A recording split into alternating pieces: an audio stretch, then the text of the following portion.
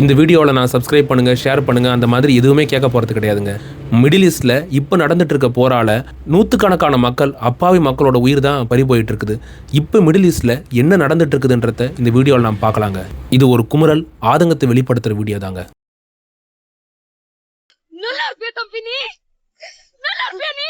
இன்றைக்கி எந்த மாதிரியான ஒரு மோசமான சூழ்நிலையை இந்த உலகம் சந்திச்சுக்கிட்டு இருக்குதுன்றத நம்ம கண் முன்னாடி பார்த்துட்டு இருக்கோம்.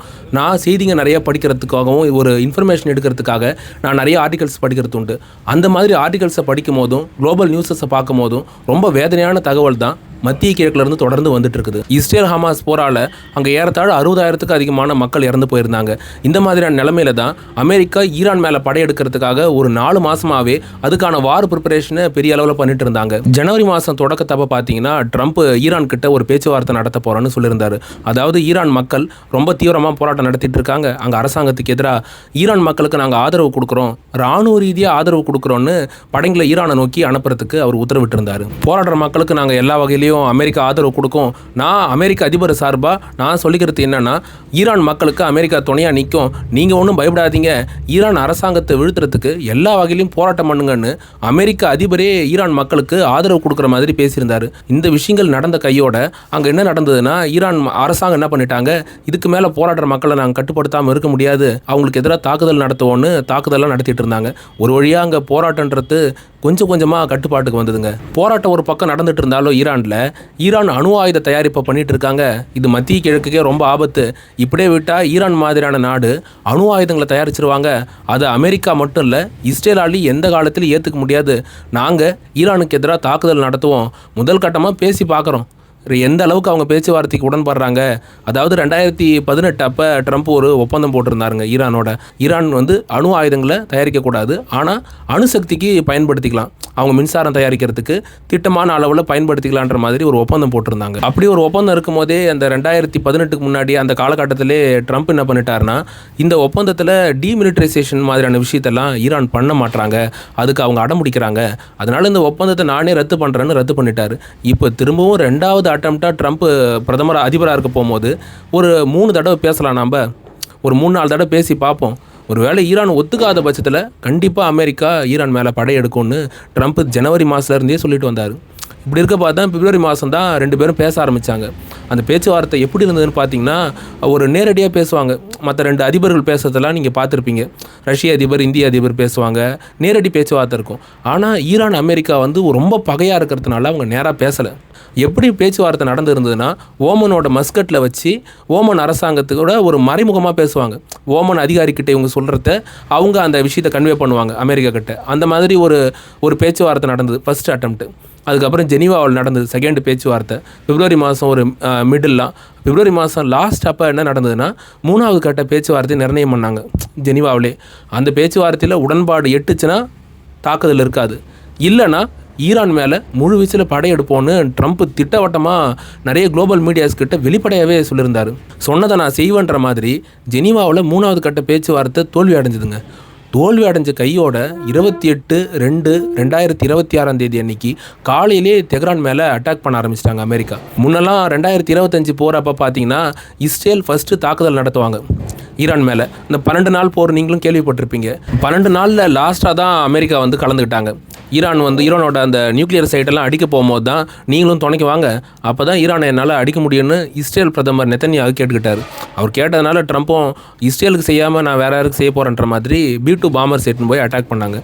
ஆனால் இந்த முறை என்ன நடந்ததுன்னா, ஃபஸ்ட்டு 28ஆம் தேதி காலையில் ஒரு 10 மணிக்கு முன்னாடியே அட்டாக்கை ஸ்டார்ட் பண்ணாங்க. இஸ்ரேல் அமெரிக்கான்னு 2 நாடுகளும் சில நிமிஷம் இடைவெளியில் அவங்களோட போர் விமானங்களை வச்சு அடிச்சிருந்தாங்க ஈரானோட இதயமாக இருக்க தெஹ்ரான் மேலே. தெஹ்ரானில் எங்கெங்கே அட்டாக் நடந்திருந்ததுன்னா, இதுக்கு முன்னாடிலாம் அந்த மாதிரியான இடத்துல அவங்க கை வச்சது கிடையாது. இஸ்ரேலும் கை வைக்க மாட்டாங்க, அமெரிக்காவும் கை வைக்க மாட்டாங்க. ஆனால் இந்த தடவை அவங்க நடத்தின தாக்குதல் அப்பயே உலகத்துக்கு தெளிவாக புரிஞ்சு போச்சு ஈரானில் அமெரிக்கா என்ன ஆசைப்படுறாங்கன்றது. ஏன்னா அவங்க தாக்குதல் நடத்தின இடங்கள்லாம் பாருங்களேன். ஃபஸ்ட்டு ஈரானோட அதிபர் மாளிகை, அதுக்கப்புறம் ஈரானோட அட்மினிஸ்ட்ரேஷன் பிளாக்கு, இராணுவ தலைமையகம், உளவு அமைப்போட தலைமையகம், இதை மட்டுமே குறி வச்சு தான் தொடர்ந்து ஏவுகணைகளை வீசியிருந்தாங்க. பாம்புங்க ஏறத்தாழ ஒரு 40 பாம்பு அன்றைக்கி வீசியிருந்தாங்க ஃபஸ்ட் டே வார அப்போ. இந்த 40 பாம்புங்களால் அந்த இடமே தரமட்டமாக இருந்தது. அடுத்த சில நிமிஷத்துலேயே ஈரான் என்ன டிக்ளேர் பண்ணிட்டாங்க, நாங்கள் அமெரிக்காவுக்கு எதிராகவும் இஸ்ரேலுக்கு எதிராகவும் போர் பிரகடனத்தை அறிவிக்கிறோம். வெளிப்படையான போர் பிரகடனத்தை அறிவிக்கிறோம். மத்திய கிழக்கு இதுக்கப்புறம் அமைதியாக இருக்காதுன்றத அந்த ஒரு அறிவிப்பு மூலமாகவே அவங்க தெளிவாக காட்டிட்டாங்க. அடுத்ததாக வந்து second day, third day, fourth day war வந்து இப்போ 4வது நாளில் கடந்தும் மத்திய கிழக்கில் போர் ஓஞ்சப்பாடு இல்லைங்க. இதில் 2வது நாள் அப்போ என்ன நடந்திருந்ததுன்னா, ஈரானோட உச்ச தலைவர், அதாவது 37 வருஷமாக இரும்புக்கை மாயாவின்னு அவரை வந்து ஒரு பேரோடு அழைப்பாங்க, அடைமொழியோட 37 வருஷமாக வலிமையாக இருந்த ஒரு தலைவரை அட்வான்ஸ்டான ஏஐ டெக்னாலஜி வச்சும் அதோடு சேர்த்து அமெரிக்காவோட பங்கர் பஸ்டர் பாம்புங்களை பிரத்யேகமாக பயன்படுத்தி ஈரான் உச்ச தலைவரை அமெரிக்கா பாம் வீசி கொண்டுட்டாங்க. அன்னைக்கு காலையில் தெஹ்ரானில் எப்படி அந்த சம்பவத்தை அமெரிக்கா பண்ணியிருந்தாங்கன்னா, தெஹ்ரானோட காம்ப்ளெக்ஸ் உச்ச தலைவரோட தனிப்பட்ட காம்ப்ளெக்ஸ் இருக்குது. அது சாதாரணமாக ரெடி பண்ணது இல்லைங்க. நீங்கள்லாம் பங்கர் பார்த்துருப்பீங்க, ஒரு 10 அடி 20 அடி ஆழத்தில் இருக்கும். ஆனால் ஈரான் உச்ச தலைவருக்கு ஆபத்து ரொம்ப அதிகம். நம்ம கற்பனையிலையும் எட்டாத அளவுக்கு ஆபத்து உண்டு. அதனால தான் பூமிக்கு அடியில் 100 அடி ஆழத்தில் பங்கரில் அவர் சேஃபாக இருந்தார். அப்படி இருக்கும் போதும் வெறும் 30 செகண்ட் இடைவெளியில் அமெரிக்கா இஸ்ரேலோட கூட்டுப்படைங்க GBU சீரீஸ்னு ஒரு சீரீஸ் இருக்குங்க. அது வந்து பங்கர் பஸ்டர்னு சொல்லுவாங்க. அந்த பங்கரை தரமட்டமாக்கும்.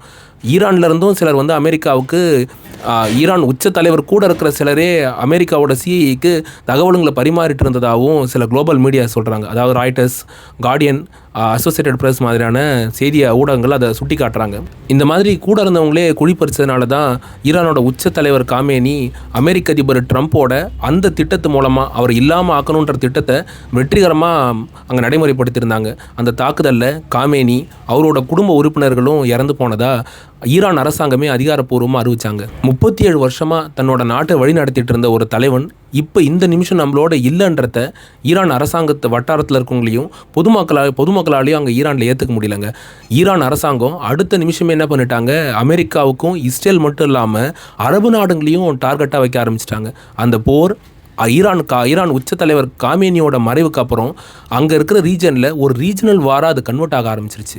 காமேனியோட மரணத்துக்கு அப்புறம் ஈரானோட அதிபராக இருக்க பெசஸ்கியான் என்ன சொல்லியிருந்தாருன்னா, காமேனி எங்கிட்ட தெளிவான திட்டங்களை வகுத்து கொடுத்துருக்காரு. இந்த அமெரிக்க தாக்குதலில் ஒரு வேளை மறைஞ்சிட்டாலும் ஈரான் அரசாங்கத்தோட கடைசி படிநிலை வரைக்கும் எப்படி வழி நடத்தணும், இஸ்ரேலையும் அமெரிக்காவையும் எந்த மாதிரிலாம் பழி தீக்கணும்னு பல திட்டங்களை வகுத்து கொடுத்துருக்கிறதா பெசஸ்கியான் சொல்லியிருந்தாரு. நான் சொல்லியிருந்தேன் இல்லைங்க, ஈரான் பழி தீக்க போகிறாங்கன்னு. அமெரிக்கா இஸ்ரேலை மட்டும் அவங்க பழி தீக்கல, அமெரிக்காவுக்கு எந்த அளவுக்கு நீங்களாம் அடிபணிஞ்சிருக்கிறீங்க, அரபு நாடுங்களாம் அமெரிக்காவுக்கு கட்டுப்பட்ட நாடுங்களாக மாறி போயிருக்கீங்க, அதனால் உங்களையும் தாக்குவன்ற மாதிரி ஈரான் காமேனியோட மறைவுக்கு அப்புறம் பேலிஸ்டிக் மிசைல்ஸுங்களை பல நாடுங்க மேலே டார்கெட்டாக வைக்க ஆரம்பிச்சிட்டாங்க. செகண்ட் டே, தேர்டு டே வாரில் அவங்களோட டார்கெட்டுன்றது பஹ்ரைனில் இருக்க அமெரிக்காவோட நேவல் பேஸ் ஆகட்டும், அதுக்கப்புறம் துபாய் ரொம்ப பாதுகாப்பான நகரம். இங்கேருந்து நிறையா டூரிஸ்டர்ஸ் போவாங்க, அங்கே நிறையா ஃபங்க்ஷன்ஸ் அட்டன் பண்ணுவாங்க, நிறைய பேர் வேலைக்காகவும் போகிறது உண்டு.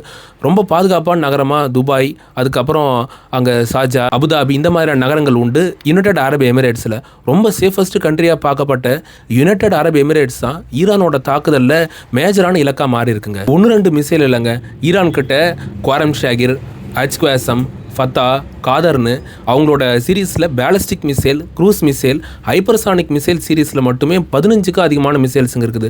இதில் யுனைடெட் அரபு எமிரேட்ஸுக்கு எதிராக இந்த 4 டே வாரில் மட்டும் ஏறத்தாழ 170க்கும் அதிகமான மிசைல்ஸுங்களை ஈரான் ஏவி இருக்காங்க.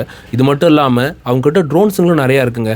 அட்டாக் ட்ரோனில் ஷாகித் 136, அதுக்கப்புறம் காமிகேஸ் ட்ரோன்ஸ் எல்லாம் ரொம்ப தீவிரமான அட்டாக் பண்ணும். அந்த ட்ரோன்ஸுங்களையும் யுஏஇக்கு எதிராக 240லேருந்து 300 ட்ரோன்ஸுங்களை ஏவி இருக்கிறதா குளோபல் மீடியாவாக இருக்க ராய்டர்ஸ் வந்து செய்தி வெளியிட்டிருக்காங்க. இதில் யுனைடெட் அரபு எமிரேட்ஸ் கிட்ட ஏர் டிஃபென்ஸ் சிஸ்டம் கட்டமைப்பு பலமாக இருக்குதுங்க. அதனால் ஏறத்தாழ 80% அதிகமான ஈரான்ஸோட மிசைல்ஸ், ட்ரோன்ஸுங்களை அவங்க இன்டர்செப்ட் பண்ணிட்டாங்க. இருந்தாலும் ஒரு சில ட்ரோன்ஸுங்க, மிசைல்ஸுங்க பண்ண சேதத்தை குளோபல் மீடியாஸ் வந்து வெளிப்படையாக அதை காட்டியிருக்காங்க. அரபு நாட்டில் யுனைடெட் அரபு எமிரேட்ஸ் மட்டும் ஈரானோட தாக்குதலுக்கு இலக்காகலைங்க. பஹ்ரைன், குவைத்தில் இருக்கிற அமெரிக்கன் எம்பசி ஆகட்டும், அதுக்கப்புறம் அவங்களோட லாஜிஸ்டிக்ஸை, எண்ணெய் கிடங்குகளையும் குறி வச்சு தாக்க ஆரம்பிச்சிருக்காங்க. அமெரிக்க இராணுவ தளங்கள் அங்கே ஒரு 15 இராணுவ தளங்களுக்கு மேலே இருக்குங்க. அதில் ஒரு 10 இராணுவ தளத்தை தான் தேர்ட் டே வார் வரைக்கும் ஈரான் தாக்கியிருந்தாங்க. அதுவே 4 நாள் கடந்ததுக்கப்புறம் பார்த்தீங்கன்னா ஈரான் 27 இராணுவ தளங்கள், அமெரிக்க இராணுவ தளங்களை குறி வச்சு பேலிஸ்டிக் மிசைல்ஸுங்களை தொடர்ந்து ஏவிட்டு இருக்காங்க. இது மட்டும் இல்லாமல் அவங்களோட அட்டாக் ட்ரோன்ஸுங்களும் துபாய், ஷார்ஜா, கத்தார் மாதிரியான நாடுகளில் அதிகமாக போய் தாக்குதல் நடத்தியிருக்குது. ஈரானுக்கு எதிரான இந்த போரில் சீனா ரஷ்யான்ற இந்த 2 நாடுகளும் அமெரிக்காவுக்கு எதிராக குரல் கொடுத்துருக்காங்க. மத்திய கிழக்கில் ஈரானுக்கு எதிராக அமெரிக்கா நடத்திக்கிட்டு இருக்க போருக்கு ஈரானுக்கு ஆதரவாக குரல் கொடுத்துட்டு இருக்க ரஷ்யா சீனான்ற இந்த 2 நாடுகளும் ஈரானோட உச்ச தலைவர் காமேனி அமெரிக்காவால் கொல்லப்பட்டது ஒரு மிகப்பெரிய துரோகன்ற மாதிரி அவங்க தரப்புல சொல்லியிருக்காங்க. இப்போ வரைக்கும் வாய் வார்த்தையாக ஆதரவு கொடுத்துட்டு இருக்காங்க. மேலும் இவங்க போரில் நேரடியாக கலந்துக்கிறதுக்கான வாய்ப்புங்க ரொம்ப கம்மிதான்னு ஜியோ பொலிட்டிக்கல் எக்ஸ்பர்ட்டுங்க சொல்கிறாங்க. நாங்களே ஒவ்வொரு வீடியோவிலையும் உங்ககிட்ட தவறாமல் பதிவு பண்ணுறது என்னன்னா, இந்த பூமியில் எந்த ஒரு மூலையிலையும் போருங்களே நடக்கக்கூடாதுன்றத நாங்கள் தொடர்ந்து சொல்லிட்டு இருக்கோம். ட்ரம்ப்பும் ஜெயிக்கிறதுக்கு முன்னாடி என்ன சொல்லியிருந்தாருன்னா, இந்த உலகத்தில் எங்கேயுமே நான் போருங்களை நடக்க விட மாட்டேன்னு அழுத்தம் திருத்தமாக சொல்லியிருந்தார். அப்படிலாம் வாழைப்பழம் மாதிரி பேசின ட்ரம்ப் தான் அமெரிக்க ராணுவத்துக்கு உத்தரவுங்க கொடுத்து இப்போ வரைக்கும் 7 நாடுங்க மேலே நேரடியாக தாக்குதல் நடத்தியிருக்காரு. இதை விட மோசமான திட்டங்கள்லாம் என்கிட்ட இருக்குதுன்றத ட்ரம்ப் சூசகமாக காட்டுற விதமாக தான் இப்போ ஈரான் போரை நடத்திட்டு இருக்காரு. இந்த ஈரான் போர் நிறைய விவகாரத்தை மழுங்கடிச்சுக்கிட்டு இருக்குது. அதில் நம்ம எப்ஸ்டீன் ஃபைல்ஸையும் மறந்துட்டு இருக்கோம். இந்த போரால் இறந்து போன மக்களுக்கு எந்த விதமான அடையாளத்தையும் பார்க்காம எங்களோட ஆழ்ந்த இரங்கலை தெரிவிச்சுக்கிறோம். பாதிக்கப்பட்டவங்களுக்கு உலக நாடுங்க கண்டிப்பாக துணை நிற்கணும்.